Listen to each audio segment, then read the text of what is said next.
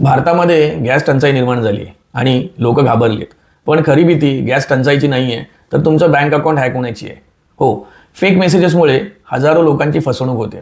आपल्या सर्वांना माहीत आहे, आखाती देशांमध्ये आता युद्ध सुरू आहे आणि गॅस आणि तेलाची टंचाई निर्माण झालेली आहे. सायबर क्रिमिनल्स याच गोष्टीचा फायदा घेत तुम्हाला मेसेजेस करत आहेत आणि त्या मेसेजेसमध्ये लिंक पाठवत आहेत. आता या लिंकमध्ये काय आहे, तर तुम्ही ज्या वेळेला या लिंकवरती क्लिक करता त्यावेळेला एक ऑफिशियल लिंक ओपन झाल्यानंतर, पेज ओपन झाल्यानंतर जसं दिसेल त्या पद्धतीचेच तुम्हाला लोगो, HP, भारत पेट्रोलियम असे लोगो दिसतील आणि हे लोगो पाहिल्यानंतर तुम्हाला ती ओरिजिनल लिंक आहे अशी तुम्हाला खात्री होईल. अशी लिंक पाहिल्यानंतर, वेबसाईट पाहिल्यानंतर त्यावरती मर्यादित स्लॉट शिल्लक, गॅस लिमिटेड अशा पद्धतीचे तुम्हाला अर्जंटली फेस होईल अशा पद्धतीचे मेसेजेस किंवा चित्र तुमच्या समोर उभं राहील आणि तुम्हाला तिथे तुमचे बँक अकाउंट डिटेल्स टाकण्यासंदर्भात, तिथे माहिती टाकण्यासंदर्भात सांगितले जाईल.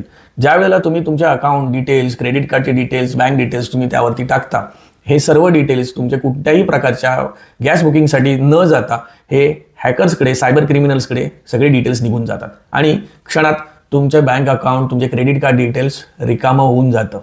मित्रांनो, ऑफिशियल बुकिंगसाठी कोणत्याही पद्धतीने गॅस एजन्सीज किंवा गॅस कंपनीज तुम्हाला APK डाउनलोड करायला सांगत नाहीत. जर तुम्हाला गॅस बुकिंग करायची असेल तर ऑफिशियल लिंक आणि ऑफिशियल सोर्सेसचाच वापर करा. गुगलवरती काहीतरी सर्च करून त्याच्यावरती असलेल्या लिंक ओपन करून कोणत्याही पद्धतीचं बुकिंग करण्यासाठी जाऊ नका. सोर्सेस व्हेरीफाईड नसतील तर तुम्ही कोणत्याही पद्धतीने लिंकवरती क्लिक करू नका.